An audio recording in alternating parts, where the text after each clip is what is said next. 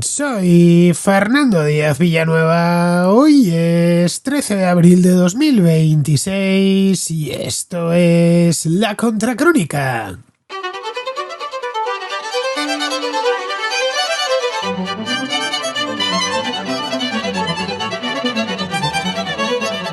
Durante décadas el Pentágono ha funcionado con la convicción de que unas semanas de bombardeos de precisión bastaban para doblegar a cualquier régimen que considerasen débil. La doctrina, heredada de los años 90, asumía que tras el castigo aéreo vendrían las protestas civiles y, por último, la huida del dictador. Lo sucedido este último mes con Irán demuestra que esta receta ha quedado obsoleta. Pero la lección va mucho más allá de los ayatolás. Trump prometió desde el principio que los días del régimen iraní estaban contados e incluso amenazó con borrar del mapa su civilización entera. Después de un mes, recibiendo leña de la mayor potencia militar del planeta, el régimen sigue en pie. La semana pasada fue de hecho capaz de negociar un alto el fuego y mantiene el control sobre el estrecho de Hormuz. No es una victoria iraní, pero tampoco es propiamente una derrota. El secreto no está en los inexistentes cazas iraníes, ni en sus baterías antiaéreas hechas jirones, sino en una verdad incómoda. Los regímenes autoritarios aguantan más porque no rinden cuentas a nadie. Ni a los votantes, ni a la opinión pública, ni a la prensa, ni a las familias de los soldados caídos. Su única prioridad es la supervivencia del régimen. Poseen una tolerancia al dolor infinitamente superior a la de cualquier democracia. Las sanciones, los apagones, el hambre, lo soporta el ciudadano de a pie, nunca quien gobierna. Irán lleva 45 años perfeccionando un arsenal más político que militar, dotado de una gama muy variada de recursos, como una represión sistemática, una propaganda incansable, la mística chiita del martirio y la guardia revolucionaria, que no distingue entre enemigo interior y exterior. Cuando Trump amenazó con atacar centrales eléctricas y puentes, los mismos iraníes que en enero pedían la caída de los ayatolás se plantaron como escudos humanos. No tanto por amor al régimen, como porque esas centrales iluminan sus propias casas y porque no toleran que una potencia extranjera resuelva sus problemas a bombazos. Tienen además verdadero pánico a la represión. En enero, el régimen aplastó con sangre las protestas sin que pasase nada. La fórmula se repite en Rusia, donde Putin combina un feroz discurso antioccidental con incentivos a las regiones que aportan soldados y sobre todo mucha represión. En Bielorrusia la receta es la misma y en Corea del Norte cualquier expresión de desacuerdo se paga con la vida. Todos estos regímenes no operan por libre. Lukashenko acaba de firmar un tratado de amistad con Kim Jong-un. Rusia mantiene unas espléndidas relaciones con los ayatolás y también con los norcoreanos, que le echaron una mano en Ucrania el año pasado. Esa forma de actuar coordinada se pudo ver hace solo unos días en el Consejo de Seguridad de la ONU. Los Emiratos del Golfo propusieron una resolución para reabrir Hormuz con mandato de la ONU, pero China y Rusia la vetaron. Tanto Putin como Xi Jinping harán cualquier cosa que perjudique a Estados Unidos. Que esté o no esté Donald Trump en la Casa Blanca les es indiferente. Saben que en menos de 3 años ya no será presidente. En cambio, ellos seguirán allí.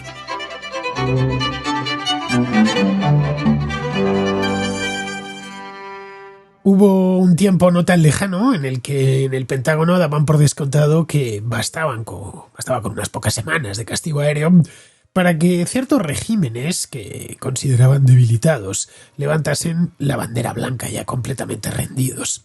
Era una doctrina, diría yo que casi un dogma, heredado de los años 90 y del avance de los bombardeos de precisión. Ya sabéis, esa irrupción en los años 80-90 de esas bombas inteligentes que atinaban con objetivos de forma casi quirúrgica. Eso además solía ocasionar mucha conmoción entre los civiles, que en principio debían salir a protestar, y al final de ese guión, de esa doctrina, pues un dictador tenía que salir huyendo en helicóptero de alguna azotea o suplicando de rodillas la negociación. Lo que ha ocurrido este último mes con Irán demuestra que aquello, si alguna vez fue verdad, que no es así, ha dejado de serlo. Y conviene entender por qué.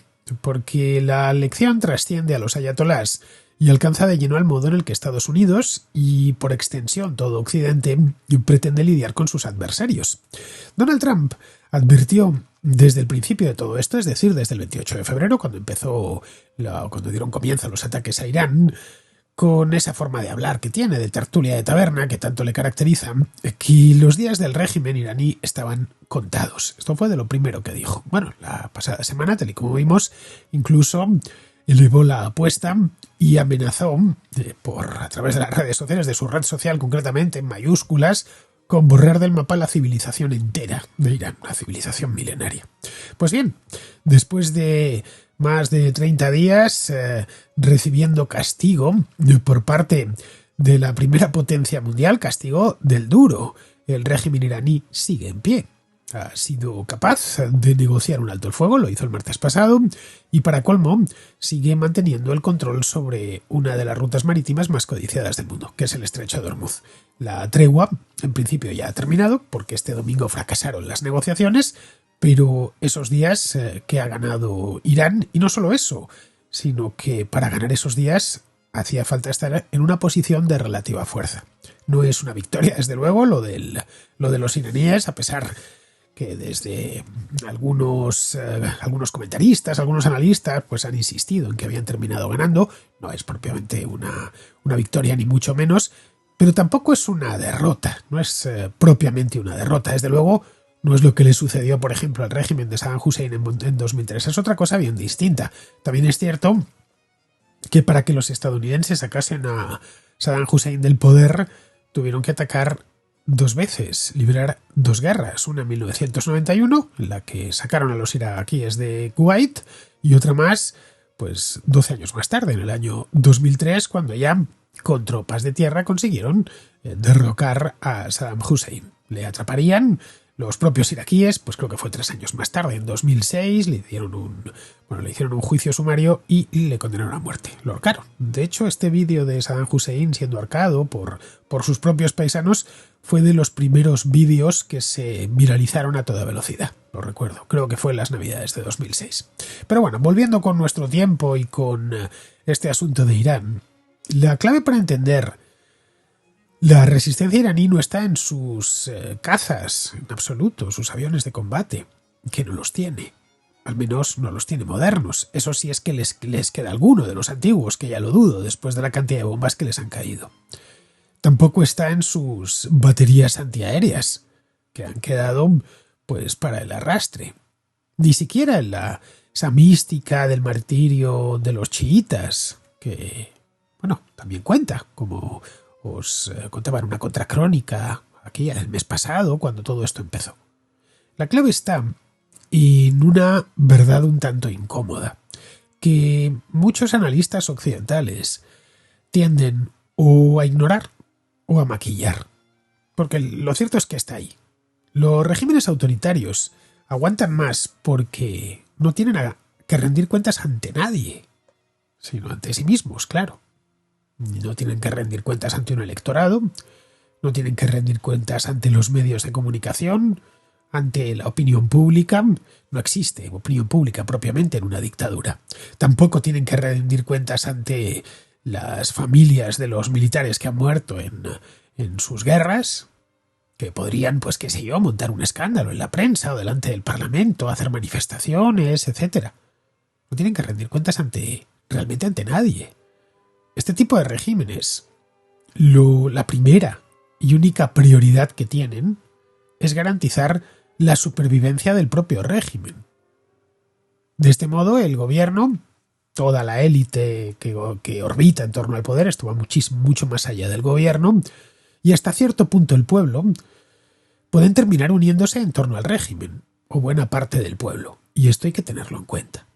Esta fórmula sirve para Irán, ayuda a entenderlo. Cada uno de estos regímenes tiene sus propias peculiaridades, pero comparten una serie de puntos en común que ayudan a entender muy bien lo que está sucediendo. Esto vale para regímenes como el de Rusia, regímenes como el cubano, regímenes como el de Corea del Norte. Todos comparten una capacidad casi sobrenatural para trasladar el dolor hacia abajo. Si se les sanciona, los sancionados nunca son quienes llevan el régimen. Nunca es la élite. Los sancionados son los que están abajo. Los Bombardeos, lo mismo, las bombas les van a caer la mayor parte de las veces, o casi siempre, a la gente de a pie. Si se pasa hambre, pasan hambre los mismos. Si hay escasez de medicamentos, esa escasez la padecen los mismos. Si hay apagones eléctricos porque ha saltado por los aires una central eléctrica, los que se quedan a oscuras son los mismos. Todo eso lo soportan el ciudadano a pie, el panadero, el carnicero, el maestro, la viuda del mártir en el caso de Irán. Pero el círculo de poder apenas se entera. Lo poco que queda lo disfrutan ellos. En el caso de Irán hemos visto cómo liquidaban efectivamente al líder supremo, Ali Jamenei, que se han llevado a buena parte de lo que era la cúpula del régimen, en este caso han sido los israelíes, pero es que son muchísimos más. De hecho, cuando empezaron estos ataques selectivos, empezaron a esconderse muchísimo mejor. Digamos que en una dictadura hay una tolerancia al dolor mucho más alta que en una democracia. Bueno, una tolerancia al dolor absoluta. Una democracia es bastante pequeña. Repatriar ataúdes de soldados es un coste muy elevado. Que cueste dinero al contribuyente en forma de impuestos es un coste que se puede aguantar hasta cierto punto. Que suba la gasolina es un coste que puede poner en jaque a un gobierno, como le está ocurriendo al de Donald Trump ahora mismo, que está en su índice de popularidad más bajo desde que regresó al poder. De hecho, está en su índice de popularidad más bajo de sus 2 mandatos. Tiene ahora mismo una tasa de aprobación que es la misma que tenía Joe Biden al final de su mandato, es decir, poco antes de las elecciones. Es decir, que para un régimen de estas características hay muy pocas pruebas de que vaya alguna vez a priorizar las necesidades de su gente sobre las propias del régimen. De hecho, pocas pruebas, no. En realidad, ninguna prueba. Irán lleva 45 años, más 46 años, perfeccionando un arsenal que no es tanto militar como político. En esto se insiste a menudo, ¿no? Tienen los drones, tienen los misiles balísticos, sí, sin duda, son muy útiles y de hecho les han sido tremendamente útiles, por ejemplo, para poner contra las cuerdas a los cataríes, a los emiratíes, a los saudíes, para meter el miedo en el cuerpo a los navieros y que no se atrevan a meter sus barcos por el estrecho de Hormuz. Pero al final lo principal no es eso, el arsenal que tienen es político. Es una represión sistemática, una propaganda machacona e incansable. En el caso iraní, además, tienen el tema este del martirio, que con lo del martirio cada funeral se convierte en un mitin político y a los 40 días lo vuelven a revivir. Luego tiene la Guardia Revolucionaria, que es otra peculiaridad de Irán también, que, como os contaba aquí en una contracrónica, es casi un estado dentro del estado, y que por supuesto no distingue entre enemigo exterior y enemigo interior. Un enemigo del régimen es un enemigo suyo, les da igual que venga de fuera o que venga de dentro. Para ellos es exactamente lo mismo. Cuando Trump amenazó con atacar las centrales eléctricas del país y desatar el Armagedón dentro de Irán para que se terminasen rindiendo ya de una vez, esto fue hace 2 semanas, ocurrió algo que en Washington nadie había previsto. Ocurrió que los iraníes de a pie, esos mismos que en el mes de enero habían salido a la calle de forma masiva a protestar contra el gobierno, muchos a pedir la caída de los ayatolás, algunos incluso a pedir que volviese el Shah. Bien, pues muchos de ellos se plantaron ante las puertas de las centrales eléctricas y de los puentes que estaban amenazados a modo de escudos humanos. No es que los acarreasen allí en autobuses, no, lo hicieron la mayor parte de ellos voluntariamente, no tanto por amor al régimen, que seguramente la mayoría no lo tiene, sino por algo mucho más fácil de explicar. Esas centrales eléctricas son las que iluminan sus casas. Esos puentes son por los que ellos transitan. Además, luego, en el caso de Irán, los iraníes son un pueblo especialmente orgulloso. No les gusta que vengan de fuera a resolver sus problemas, por más que sus problemas sean graves, como es el caso. De hecho, esto es extrapolable a otras partes del mundo. Diría que a casi cualquier parte del mundo. podemos estar muy a disgusto con nuestro gobierno, y creo yo que los que me estáis escuchando, seáis españoles, argentinos, mexicanos, colombianos o peruanos, podréis decirme, sí, estoy muy a disgusto con el gobierno, pero seguramente a ninguno nos gustaría que una potencia extranjera lo derrocase. Y además que lo hiciese de esta manera, es decir, a bomba limpia. Querríamos hacerlo nosotros. Pero bueno, aunque lo quisiese hacer por las buenas, tampoco nos gustaría, pero si es por las malas, menos aún. Si para derrocarle el castigo lo vamos a tener que pasar nosotros.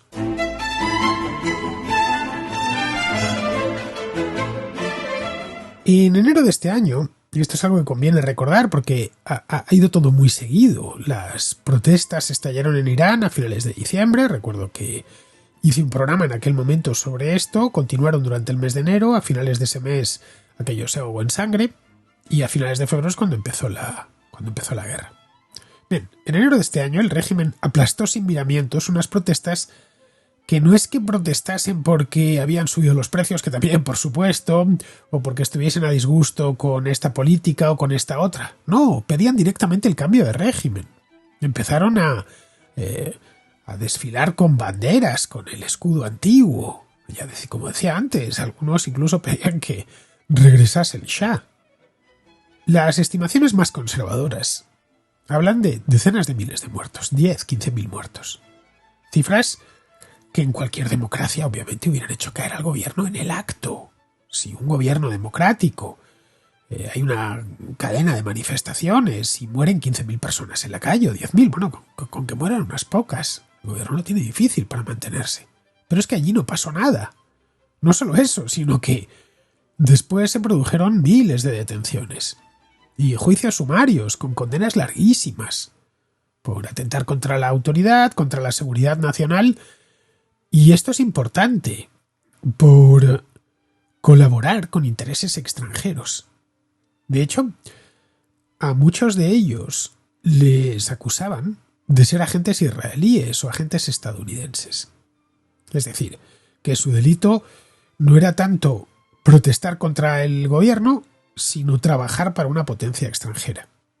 En un país como Irán, que a lo largo del siglo XX padeció de forma muy dolorosa la intervención extranjera, británicos, rusos, estadounidenses, todos estos tutelaron a los sucesivos gobiernos iraníes a lo largo del siglo XX. Hice una contrahistoria hace poco más de un mes contando la historia del siglo XX en Irán y, bueno, para tratar de explicar y que todos entendiésemos cómo pudo estallar aquella revolución, la revolución iraní. Bien, es una historia que a los propios iraníes la miran con cierto dolor. Esto es lo que tuvimos que padecer. Bien, pues para alguien así, esto de que alguien se meta en tu casa es algo muy sensible. Cuando triunfó la Revolución Islámica en 1979, uno de los reclamos que esgrimía era que por fin, después de casi un siglo de humillaciones, los iraníes recuperaban su soberanía e independencia plena. Este mensaje, y los ayatolás al principio insistieron mucho en él, lo compraban tanto los religiosos, tradicionalistas, como la oposición laica al Shah, incluyendo, por supuesto, a los comunistas iraníes. Desde entonces, todos los gobiernos que ha ido teniendo la revolución, con los dos líderes supremos, han insistido en que el país seguía su propio camino y que simplemente habían escogido un tipo de democracia que no era igual a la de Occidente, que era una democracia que tenía sus particularidades. Era un régimen islámico, una república islámica. No iba a ser una república como puede serlo Estados Unidos o Argentina o la República Federal de Alemania. Esa apariencia democrática como barniz es algo muy común en este tipo de regímenes. Digo apariencia democrática porque en Irán nunca se ha podido presentar a las elecciones quien quiere presentarse, quien desea hacerlo.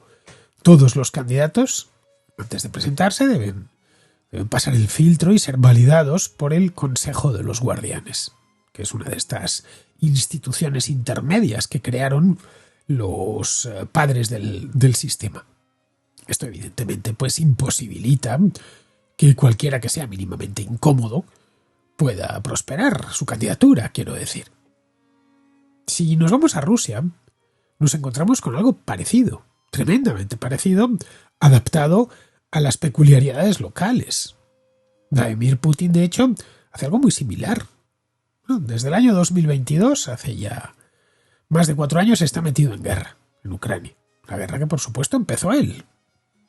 Se han contabilizado...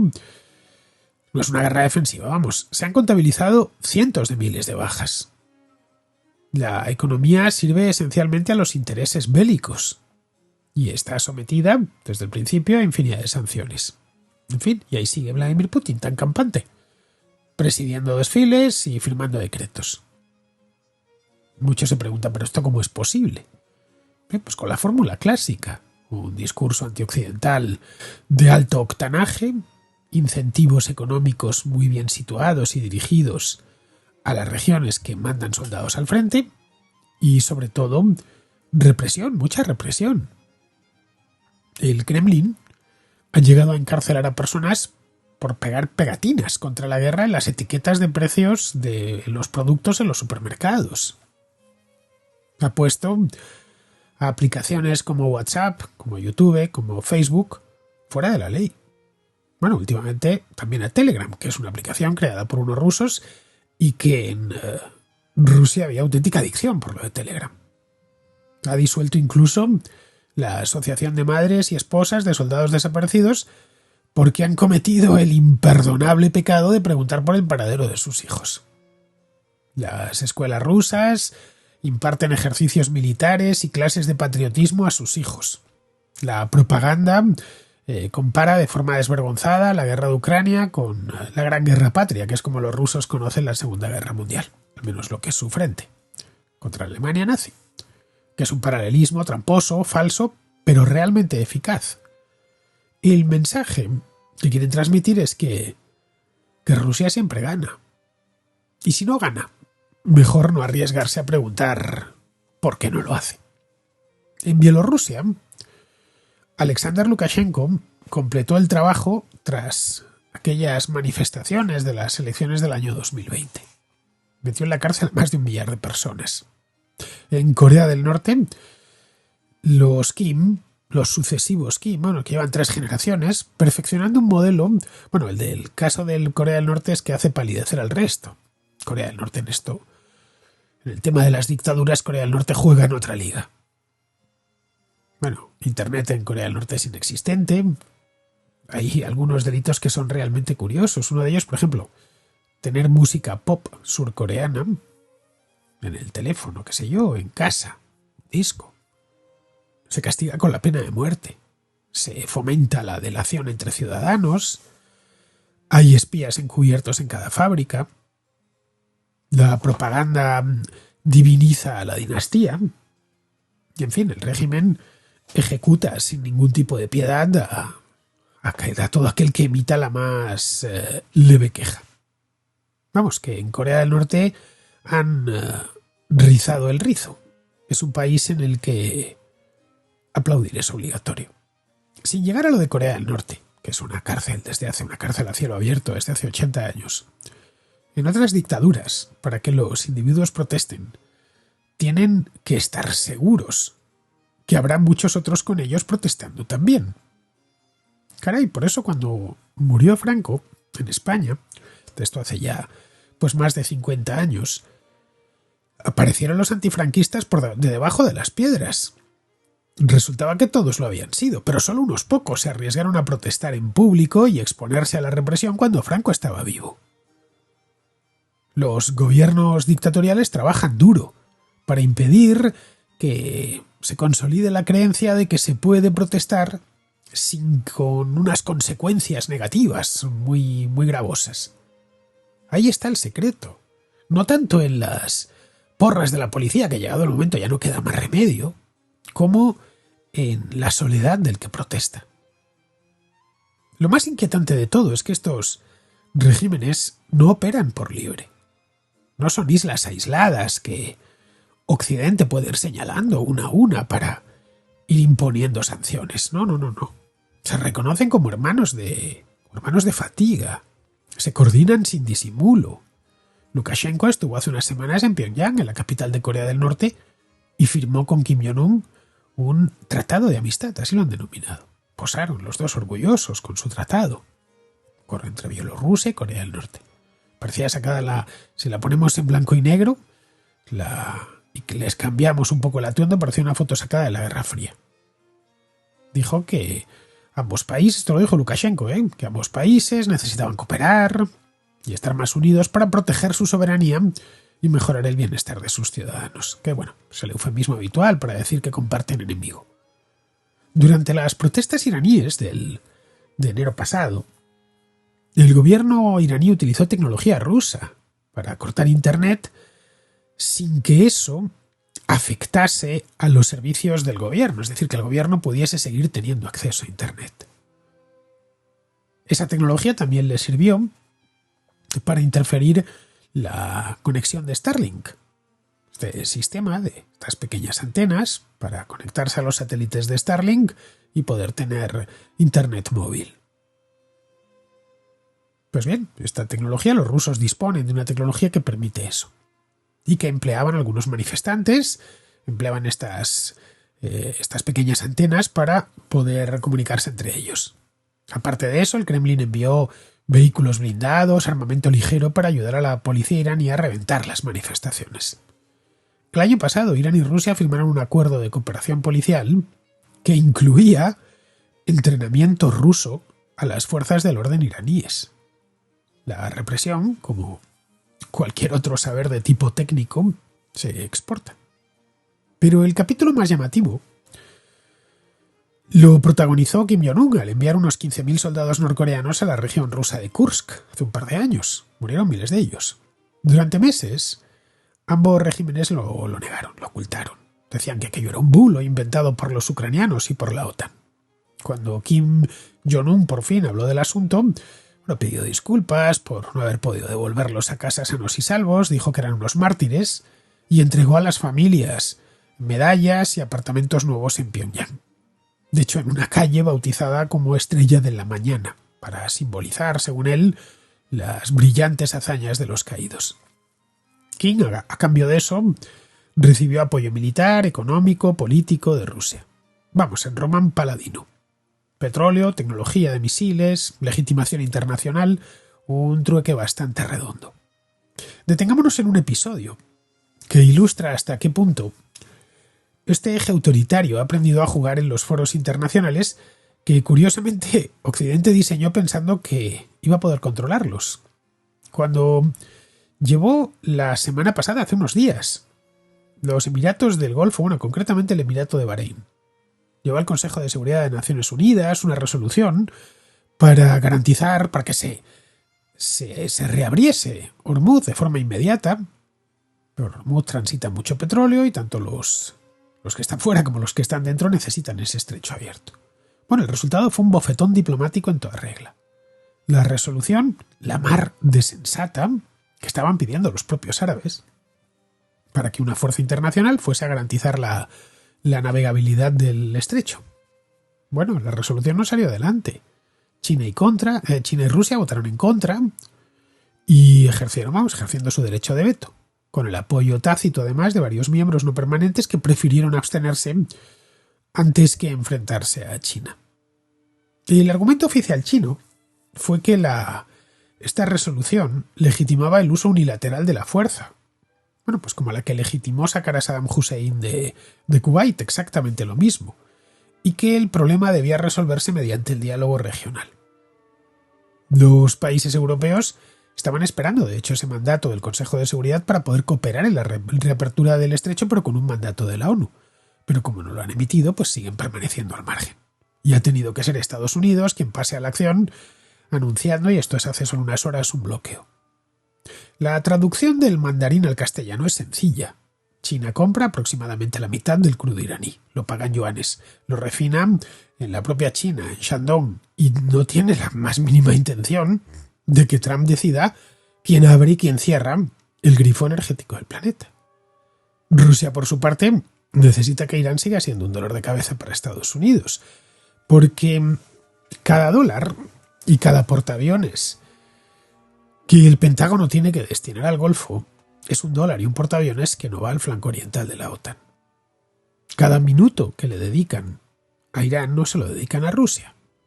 Para Putin y Xi Jinping, todo lo que sea dañar a Estados Unidos siempre será bienvenido. Quizá Trump ha pensado que con él es diferente, que no tiene nada que ver con otros presidentes y que a él le respetan. Pero no es así. Tanto Putin como Xi Jinping saben que Trump tiene fecha de caducidad. En menos de 3 años ya no será presidente. Ellos sí. A Irán aquello evidentemente le sirvió de inyección de moral. Sus diplomáticos estaban celebrando en Nueva York una victoria que sus propios generales no habían conseguido sobre el terreno. El régimen pudo decirle a su pueblo que no estaba solo, que 2 grandes potencias como eran China y Rusia estaban de su lado y que la geografía seguía pesando mucho más que los discursos. Vamos, que les estaba diciendo que pueden presumir de que Hormuz es suyo por designio divino y que podrán retenerlo cuanto quieran. Todo esto evidentemente no significa que los regímenes autoritarios sean invulnerables, claro está. Lo son mientras aguanta la correa de transmisión, pues que va, qué sé yo, del Kremlin al último comisario político de provincias, pero esa correa a veces se rompe. La primavera árabe, por ejemplo, demostró hace 15 años ya que una chispa en una plaza pues podía derribar a gobiernos que parecían eternos. Recordemos a Mubarak o a Ben Ali en Túnez o no, a Gaddafi en Libia. Más recientemente a Assad en Siria. De hecho, algo inimaginable, porque Putin se había encargado de sostenerle, con la inestimable ayuda de los ayatolás, por cierto.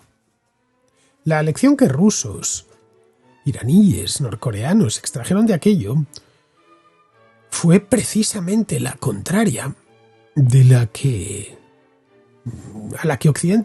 que Occidente celebró. No era que la libertad era imparable, sino que había que apretar más fuerte las tuercas. Y las apretaron. Internet controlada, oposición criminalizada, redes sociales prohibidas, informantes en cada rellano de escalera. La paradoja es que cuanto más se blindan por dentro, más dependientes se hacen de sus compinches externos. Porque el tejido económico no se sostiene solo con miedo. Y cuando la clase media empieza a no poder comprar pan, pues ni la Guardia Revolucionaria, ni el FSB, ni el Bovibu aguantan la presión indefinidamente. Ahí está el verdadero talón de Aquiles, y no en los bombardeos que sirven para llenar los titulares, cierto es, pero a la vista está, no para realizar cambios de régimen. Trump seguramente, no sabemos cuándo va a terminar esto, porque se ha arrancado de nuevo, después del fracaso de la tregua, y seguramente cante victoria, termine como termine. De hecho, ya la semana pasada cantó victoria, en cierto sentido muy modesto lo era. Irán había quedado muy dañada, había perdido varios de sus generales más capaces y una porción considerable de su credibilidad disuasoria. Pero el régimen sigue ahí. Hormuz sigue siendo un problema, y el eje autoritario ha salido de esta crisis más fuerte y más cohesionado que nunca. Si de algo ha servido todo este mes y pico de guerra, es para demostrar que el instrumento militar por sí solo ya no produce los resultados que creyeron que iba a producir. El mundo ha cambiado, los adversarios han aprendido, y la vieja receta de bombardear hasta el colapso se ha quedado obsoleta. Queda, eso sí, una consolación, tanto amarga. Si la historia enseña algo es que las dictaduras se parecen todas en su soberbia y terminan cayendo por razones que sus propios dirigentes no supieron ver. Cayó la Unión Soviética cuando nadie lo esperaba. Cayó Ceausescu en solo 10 días. Cayó Assad en un par de semanas. Los ayatolás no van a ser eternos. Por mucho que ellos se lo crean, claro.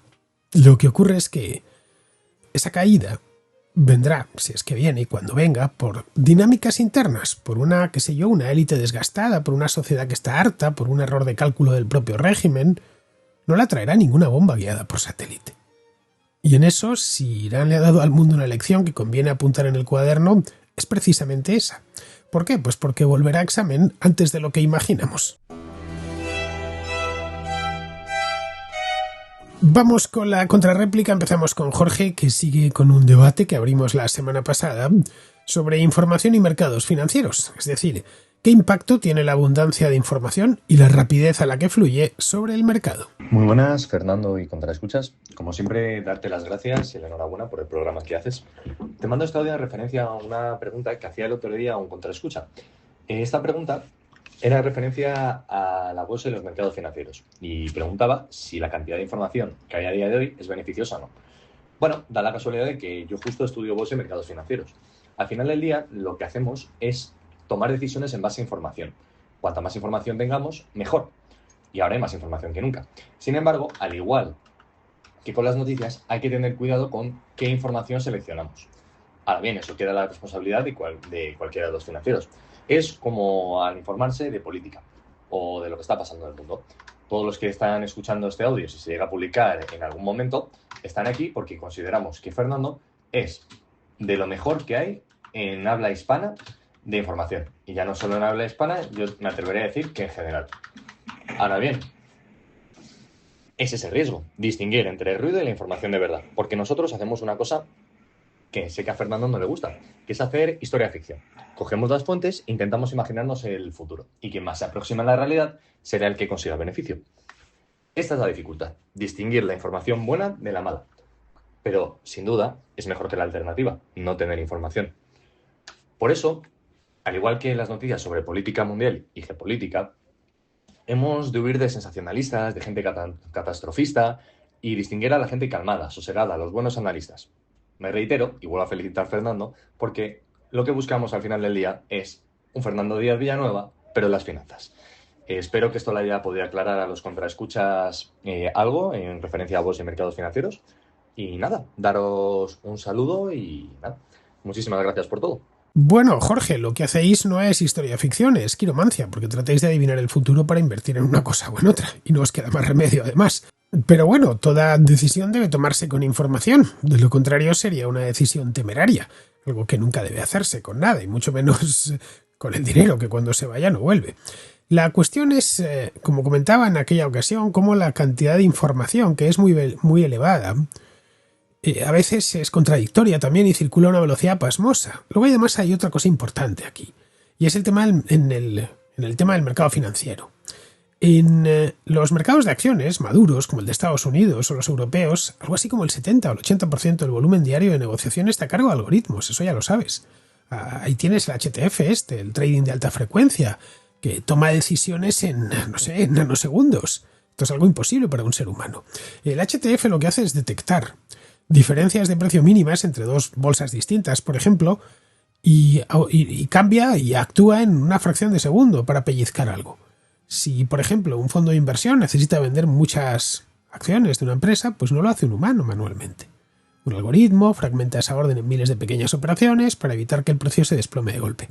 Ahora estos sistemas, con la inteligencia artificial, también leen noticias, informes, incluso publicaciones en las redes sociales todo en tiempo real, y lo procesan todo esto a mucha velocidad, mucha más desde luego que un humano haciendo lo mismo. Ahora bien, los humanos siguen siendo los arquitectos del sistema, pero el arquitecto está en la parte de arriba, en el proyecto, no en el día a día. Un humano es quien decide qué lógica seguir el algoritmo, qué nivel de riesgo es aceptable y en qué activos debe invertir. Las decisiones, sobre el impacto de una guerra, o un cambio político en un sitio concreto, o una subida muy salvaje de impuestos requieren un juicio y una capacidad de contextualización que obviamente las máquinas no dominan.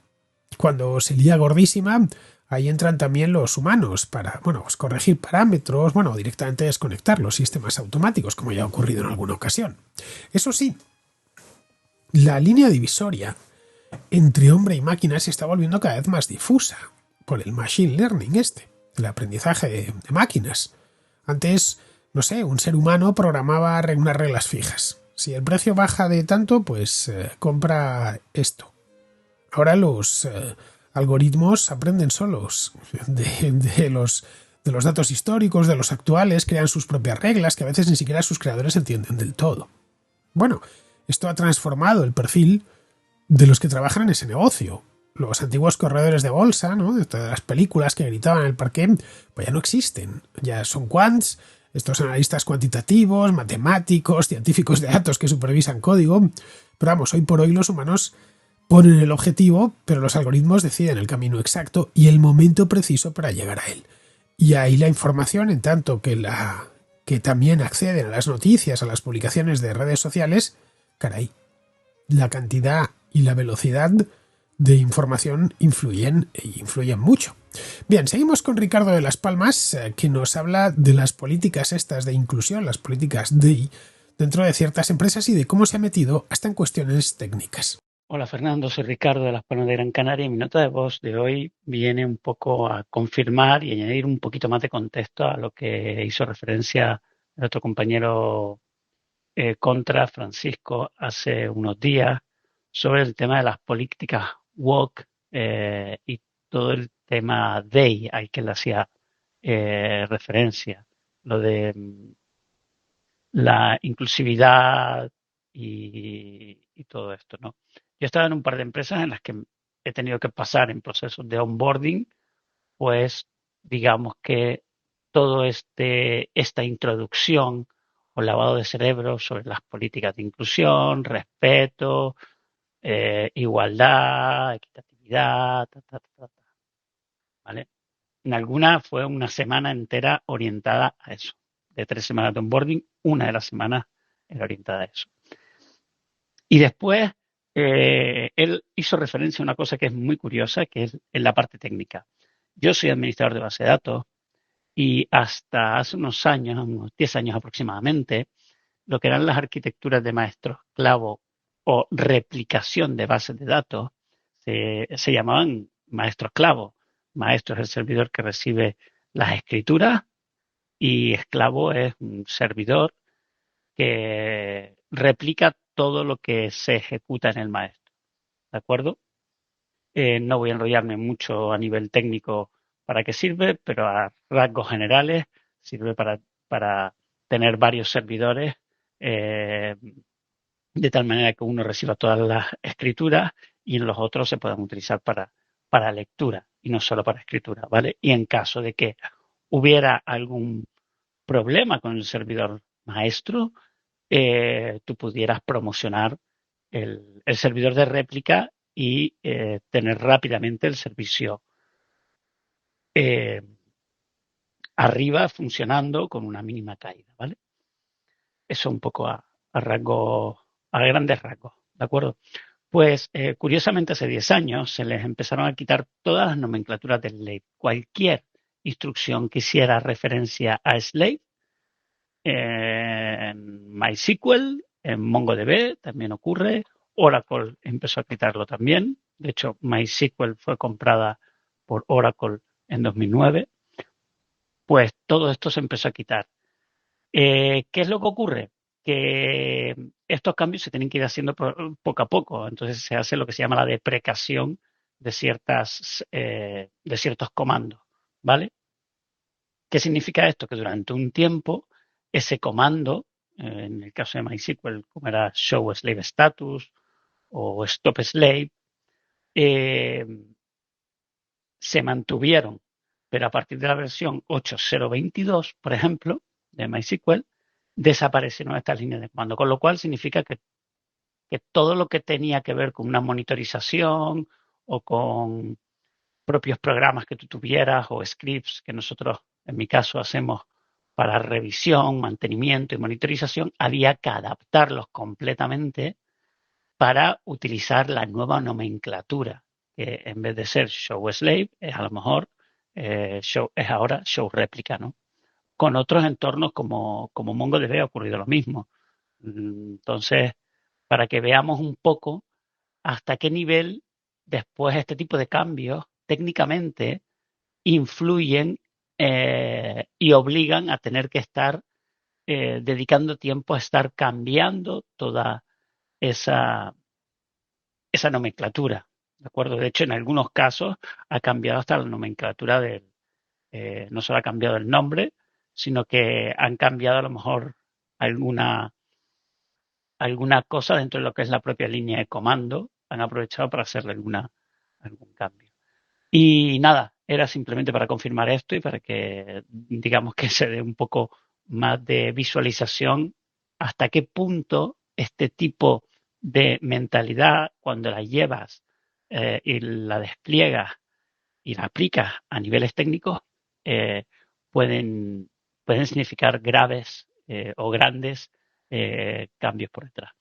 Muchas gracias, un saludo y felicidades por tu programa, como siempre. Bueno, Ricardo, esto que nos cuentas no es más que la transposición al ámbito informático de esa obsesión con el lenguaje que tiene el pensamiento posmoderno. En español eso ha dado lugar pues al famoso lenguaje inclusivo, ya sabes, lo del todas, ¿no? El todes, niñes, amigues, etcétera. Bueno, ese desdoblamiento tan irritante que para lo único que sirve es para gastar saliva o tinta innecesariamente, ya sabes, el compañeras y compañeros, todas y todos, vosotras y vosotros. Bueno, directamente eufemismos y eufemismos absurdos, algunos graciosos, eso sí. No sé, hay algunos que me hacen gracia, afrodescendiente, para referirse a los negros americanos. A ver, afrodescendientes somos todos porque nuestra especie viene de África, pero bueno, curiosamente a los descendientes de tunecinos, que son africanos actuales, no les llaman afrodescendientes, a pesar de que la provincia romana que ocupaba la actual Túnez se llamaba África, el África proconsular. Hay algunos de estos eufemismos todavía más desesperantes, como ese de cuerpo gestante para referirse a una mujer embarazada. Bien, pues esto veo que lo han tratado de imponer en la lengua común. Y como es obvio, no lo han conseguido. Pero nadie dice, eres un cuerpo gestante, ¿no? Y hay un cuerpo gestante, ¿no? Le he dejado el sitio en el metro a un cuerpo gestante, no, eso lo deja una mujer embarazada, claro. Pero sí que lo han conseguido parcialmente en la lengua oficial. Por eso es tan común encontrarse este tipo de terminología en instituciones como ayuntamientos, universidades y demás. Bueno, ahí en la boca de algunos políticos que están en eso. Pero solo cuando hablan en público, luego en privado hablan como todo el mundo. Pues nada, vosotros poco a poco os han hecho lo mismo porque ahí podían cambiar una terminología que evidentemente es una terminología escrita. Bien, seguimos con William, que está en Alemania y que se pregunta ¿por qué no echan cuentas a Pedro Sánchez en Bruselas como se las echan a Víctor Orbán? Hola Fernando, buenos días. Enhorabuena por tu programa, te saluda William, de aquí de Alemania. Tengo dos curiosidades o dos preguntas para ti. La primera es, Fernando, escuché hace poco tu contrahistoria con respecto a lo de Orbán y me llamó la atención la parte en donde 16.000 millones de euros en ayudas se le congelaron por parte de la Unión Europea. Hace poco hubo una pequeña reunión de sindicatos aquí en Alemania, donde laburo, y en donde salió el tema, por mi manera de hablar, pensaban que provengo de España, y salió el tema justamente de Orbán y de por qué no se le congelan los fondos a España de la misma manera que se le deberían congelar a Orbán. Aquí a nivel de fábricas, de trabajadores, de obreros de diferentes espectros políticos, se está creando como que por lo menos en donde yo estoy, un euroescepticismo bastante grande. Justamente con respecto a eso, porque están llegando los escándalos de corrupción españoles a Europa Central. Y bueno, quiero saber tu opinión al respecto. Mi opinión es que la propia Unión Europea es corrupta, coincido con mis colegas, y efectivamente, como Pedro Sánchez baila al son de Ursula von der Leyen, pues le sigue apoyando, así de simple. En cambio, Orbán no, cosa que me parece completamente inaceptable. Y lo segundo, me gustaría saber tu opinión de la definición del conflicto entre Irán y Estados Unidos. ¿Será algo definitivo o algo con los datos que tenemos? Vamos, yo creo que el régimen ayatolá desgraciadamente va a salir fortalecido de todo esto. Bueno, un saludo y gracias por tu respuesta. Respecto a lo primero que me preguntas, pues a ver, no te puedo decir, no tengo ni idea de cómo va a acabar lo de Irán. En estos momentos no tengo tampoco pistas que me indiquen que va en una u otra dirección. La cosa se ha enredado mucho, pero no sé ni cómo ni cuándo terminará. Es que esto, a ver, no es cosa mía, es que nadie lo sabe. Me consta que hay mucho charlatán que dice conocer el futuro, que anda predicando el desenlace por las redes sociales. A ver, yo no me dedico a eso. Conozco los límites de mi ignorancia y no quiero sobrepasarlos. En cuanto a lo segundo, a ver, el trato de Bruselas a Pedro Sánchez y Víctor Orbán es un ejemplo clásico de lo que muchos llaman doble rasero. en la aplicación de los estándares de Estado de Derecho y de lucha contra la corrupción por parte de la Unión Europea. A pesar de que ambos países tienen escándalos graves de corrupción en sus gobiernos, la Comisión Europea, el Parlamento Europeo y el Consejo han aplicado medidas muy duras contra Hungría y prácticamente ninguna contra España. En Hungría, la Unión Europea considera que la corrupción es sistémica. Hay denuncias documentadas de adjudicaciones públicas amañadas, nepotismos, familiares, amigos, el yerno de Orbán, todos beneficiados con contratos ligados a fondos europeos. Hay además un control directamente político sobre la Fiscalía, una falta alarmante de independencia judicial. La OLAF, que es la Oficina Antifraude de la Unión Europea, ha encontrado irregularidades graves en el uso de fondos europeos. En España, en los 2 últimos años han estallado escándalos muy graves, como el caso Koldo, que implican al exministro de Transportes y mano derecha de Pedro Sánchez, altos cargos del PSOE, que si Ábalos, que si el Santos Cerdán. También está imputada la mujer de Sánchez, Begoña Gómez, y su hermano por tráfico de influencias. Bien, todo eso se está instruyendo y el caso Mascarillas, que está dentro del macro caso Koldo, se está juzgando en estos momentos. Sánchez no está imputado y el gobierno ha dicho que va a adoptar unos planes anticorrupción muy ambiciosos. Bien, como vemos, ambos países tienen casos reales y muy graves. La diferencia está en cómo reacciona Bruselas. Contra Hungría, se ha hecho de todo, ¿no? Se ha activado el mecanismo de condicionalidad, es decir, te doy dinero a cambio de ciertas cosas, se han congelado, unos 16.000 millones de euros, que creo que es algo más, en fondos de cohesión y recuperación. Además, les abrieron hace años un procedimiento, el del artículo 7, que es el riesgo de violación grave del Estado de Derecho. Esto ya debe de ser hace 6, 7 años, puede ser. Contra España es que no han congelado ni un euro de fondos. La Fiscalía Europea y la Oficina Antifraude ha examinado el caso Koldo, pero la Audiencia Nacional les informó de que no había indicios de fondos europeos involucrados en este caso. La Comisión dijo entonces que era un asunto nacional y que España tiene las estructuras adecuadas para investigarlo. El año pasado abrieron al gobierno un procedimiento de infracción menor por el tema de las fusiones bancarias, no por corrupción. También ha habido un debate en el Parlamento Europeo sobre la independencia de la Fiscalía, pero sin consecuencias prácticas. Bien, ¿por qué se trata tan distinto? Según dicen en Bruselas, en Hungría la corrupción es sistémica. Aseguran que el gobierno de Orbán ha tomado una serie de instituciones, como la Judicatura o la Fiscalía, y que ha diseñado un sistema que facilita el desvío de fondos de la Unión Europea de forma, estructural. El caso de España dicen que se trata de casos puntuales que están siendo investigados por los tribunales españoles. Bien, esta es la explicación oficial, pero es que hay otros factores. Uno es la alineación política de Sánchez y la de Orbán. Sánchez pertenece al Grupo Socialista, al Parlamento Europeo, que forma parte de ese núcleo europeísta mayoritario, junto al Partido Popular Europeo, digamos que es uno de los suyos. Sánchez apoya por lo demás lo que son las políticas centrales de la Comisión, que si Ucrania, que si el Pacto Verde, etc. Orbán las bloquea o las critica abiertamente, nada más, y eso tiene un coste. Luego, Orbán tiene otra cosa y es Don Veto, así le llaman en Bruselas, porque veta todo lo relacionado con la ayuda a Ucrania y las sanciones a Rusia. Eso le ha provocado mucha animadversión. Es decir, no es solo corrupción, es corrupción más el desafío a la línea política dominante en Bruselas. Eso Sánchez lo sabe y obviamente lo aprovecha. Bien, vamos a ir terminando. Por cierto, de Hungría hablaré mañana, que las elecciones han sido este domingo. He preferido, como eran ya tarde y tal, he preferido digerir bien los resultados. Ha ganado, por cierto, por lo menos lo que acabo de ver ahora. El recuento ya está muy avanzado mientras estoy grabando este programa.